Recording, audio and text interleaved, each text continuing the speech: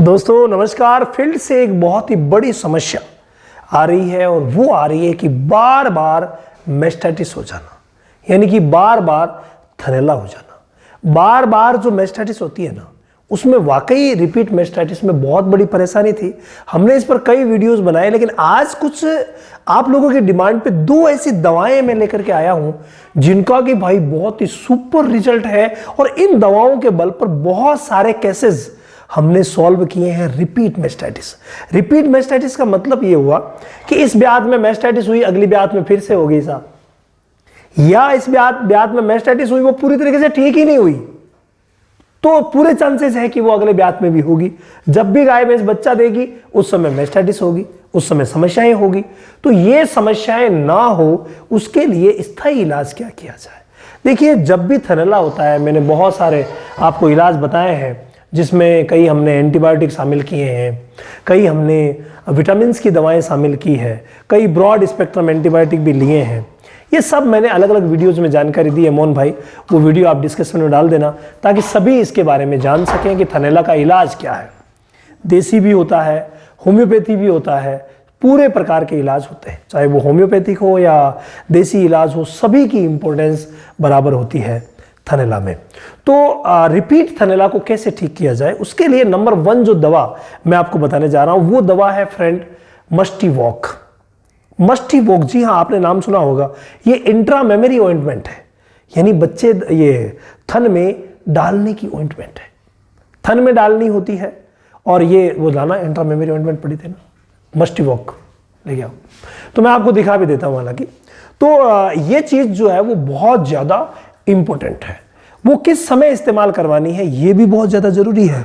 इस्तेमाल करवाना होता है बच्चा देने से पहले, यानी जो भी बच्चा देने से पहले की जो अवस्था होती है, 2 महीने पहले की, बच्चा देने से 2 महीने पहले इस ऑइंटमेंट का अगर इस्तेमाल करवाया जाए तो भाई बहुत ही शानदार रहता है। इस्तेमाल किस तरीके से करवाना है, 15-15 दिन के गैप से 3 ऑइंटमेंट, यानी 15-15 दिन के गैप से 3 ऑइंटमेंट, ये इस तरीके की ऑइंटमेंट निकलती है एक सिरिंज की तरह। तो 15-15 दिन के गैप से ये 3 जो ऑइंटमेंट है वो आपको डलवानी है।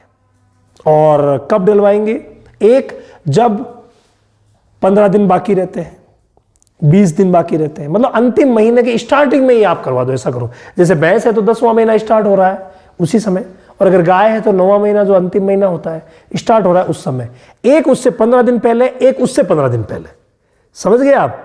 यानी जिस समय 8 महीने की कंप्लीट हुई गाय, उसी समय आपने ये दे दिया।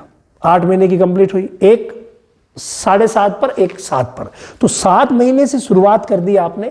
15-15 दिन के गैप से 3 बार लगानी है। उसी तरीके से भैंस में आपने शुरुआत की तो जो ही 8 महीने की हुई उस समय शुरुआत कर दी, तो 8 महीने की हुई उस समय लग गई, 8.5 की लग गई, 9 महीने की होगी तो लग गई। तो 15-15 दिन से 3 बार ये इंट्रा मेमरी ऑइंटमेंट आपको अपने पशु चिकित्सक से लगवाना है। कभी भी खुद प्रयास मत कीजिएगा। पशु चिकित्सक अगर आप वीडियो देख रहे हैं तो आप अपनी समझ से इसको इस्तेमाल करवा सकते हैं। इसके साथ जो चीज जरूरी हो जाती है ना, वो होती है एक ऐसा मिनरल मिक्सचर दिया जाए जो कि सारे के सारे विटामिन की पूर्ति कर सके, मिनरल्स की पूर्ति कर सके, जो कि थनों के लिए या एक भैंस के विकास के लिए जरूरी है, और वो है मिल्कोफीड प्लेटिनम। आप अपने नजदीकी मेडिकल स्टोर से मिल्कोफीड प्लेटिनम मंगवा लीजिए और महीने में 1 किलो, ज्यादा की आवश्यकता नहीं है, 30 ग्राम से 50 ग्राम की इसकी डोज रहती है, तो 30 से 50 ग्राम रोज आप इसे दाना मिश्रण में मिलवा करके और देते रहिए। बहुत ही शानदार रहेगा ये मिनरल मिक्सचर, बहुत ही गजब का रहेगा। किसके लिए, रिपीट थनैला ना हो, और इसको हमेशा आप चालू रखवा सकते हैं। महीने में अगर एक पैकिंग 1 किलो अगर जा रहा है तो कोई ज्यादा नहीं है, इसको आप चालू रखवा सकते हैं। बाकी जो चीजें हैं, जैसे थनैला के लिए ऑइंटमेंट लिए जाते हैं, जैसे मस्टी लेप हो गया, तो वो इलाज का हिस्सा है। ये दोनों मेडिसिन रिपीट थनैला के लिए बहुत ही गजब की सिद्ध होने वाली है। तो दोनों का इस्तेमाल रिपीट मेस्टाइटिस में करवाइए, कभी भी रिपीट नहीं होगी।